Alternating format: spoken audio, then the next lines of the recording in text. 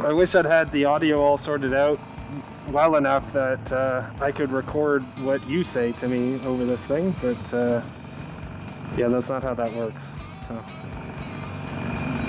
yeah, an entirely different device is recording audio.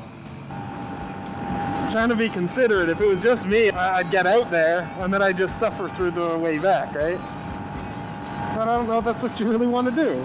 So what I'm thinking is we'll come up here to the turn off to Alice Lake there, and then we'll take a look at the map,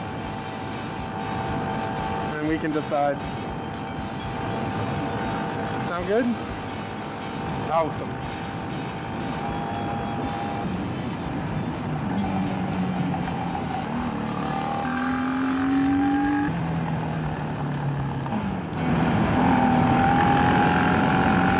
Oh, yeah, that just made me think. I'm kind of being a dick riding through this area with my exhaust like this. I'm sure there's trails all along both sides here. Let's not do that to people. Okay.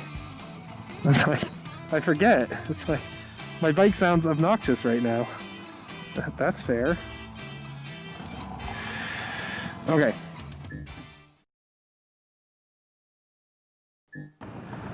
Welcome back to the Pirate Ragnar Motovlog channel, everyone. My name is Alistair. This is Chelsea. And we didn't get very far today before I realized we left a little too late to do the Duffy Loop. And it might be better served to just drop a pin somewhere and see how far we can get. That's not quite so far out of town. This also might be one of the last rides that we get before I have to go through all of that rigmarole involved with my license. But, you know, I'll deal with that as I'm able. So what we did is we looked at some roads north of Squamish, and we're putting our luck on the Forest Service roads north of Whistler and right in the Whistler area actually being reasonably graded, because I don't really want to take Chelsea on too many of the Forest Service roads until we have appropriate tires. It's something that I'm willing to do when it's just me, a little bit more than when I'm putting her at risk as well, obviously. I also have a witness today, so for anyone that thinks I go on the Forest Service roads here with malls with these tires and go blazing down it at 100 kilometers an hour, yeah, no, I don't do that.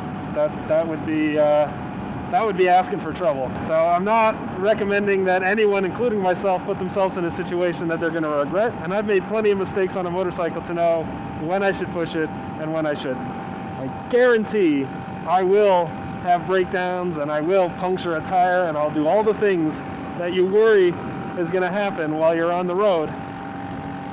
But that's just life. But I won't risk things unnecessarily. So typically once we hit these roads, I think maybe 15 kilometers an hour is probably the most that I hit, especially with her on the back. I'm going to take it nice and slow. Long story short, we'll see how far we can get. If we can't make it all the way to the pin, then hopefully we make it somewhere that's a little cinematic and we can show you guys a little bit of beautiful British Columbia.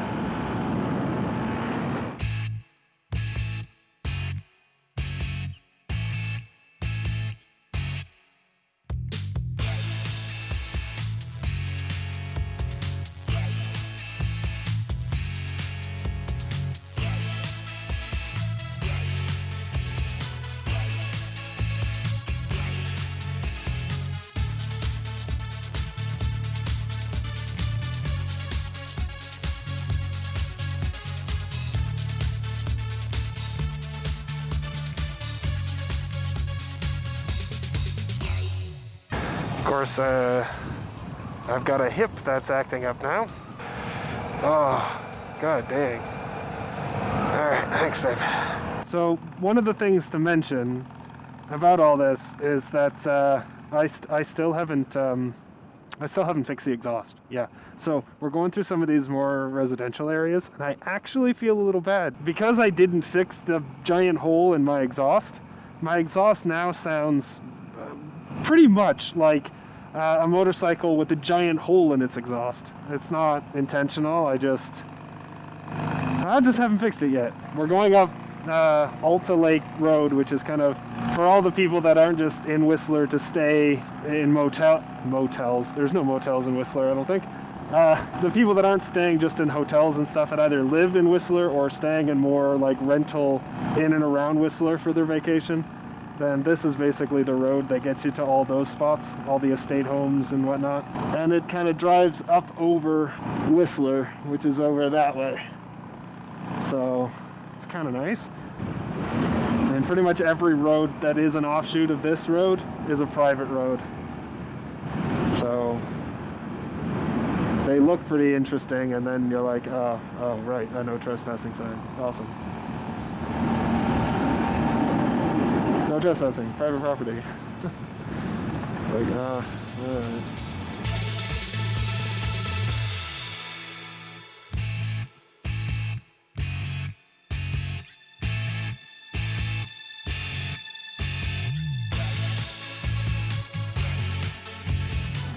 She's also down on power as a result of it. Exhaust scavenging is basically non-existent now in this bike because of that. And it has far less of a get up and go as she normally has.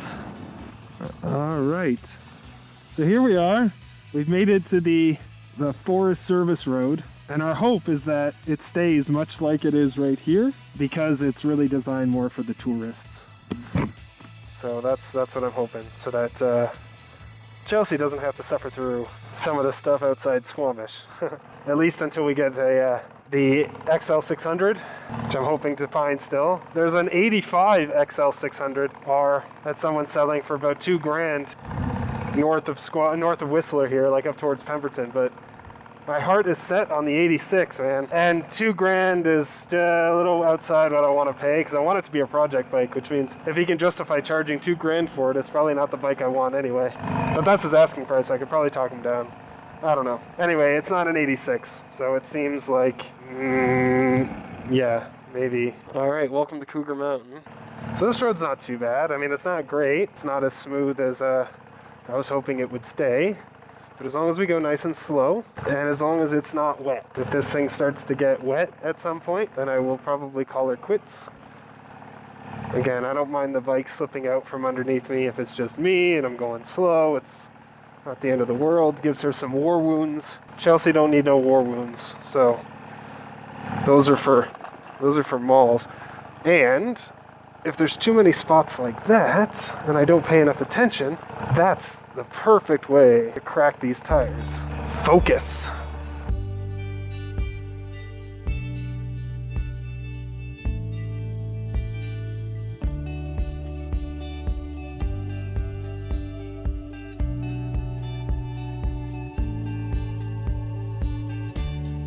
Just, ooh, that's too cool, eh? The moss that grows like that. It's kind of neat that you get the view like this, because if you're up looking down, I bet it just looks like a carpet, you know? But because we're kind of doing this, we see all the spots that don't have moss.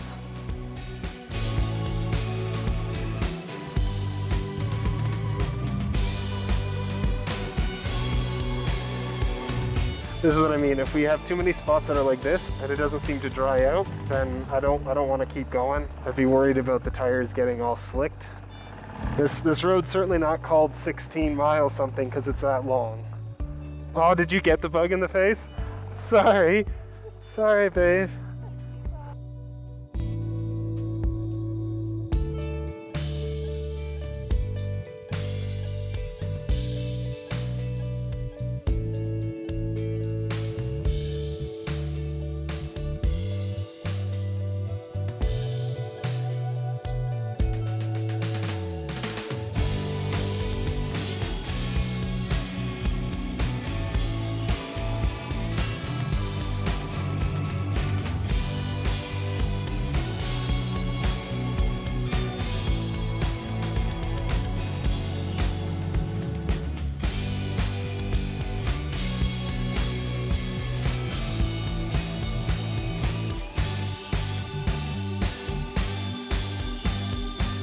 Well, as ambitious as we were, rain waits for no man.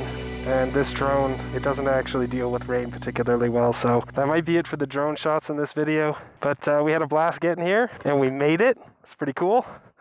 And yeah, I'll do a time warp of the way back. We'll see how that content turns out. But otherwise, I really appreciate everyone tuning in today. If you do like the content you're seeing on this channel, remember to like, subscribe, share. Definitely leave me some feedback down in the comments. Let me know, you know, the things you like, the things you don't. I appreciate it. And until next time, ride safe and ride fun.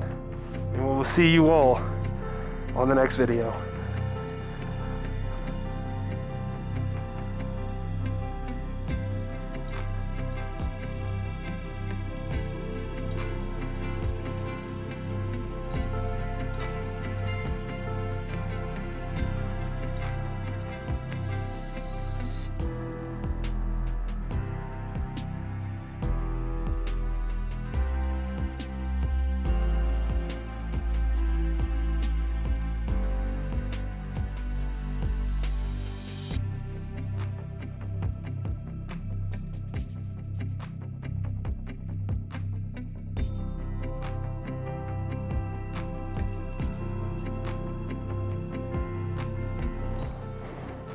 Oh, there's one here too, eh? Oh yeah, they're huge. This one looks weird as fuck.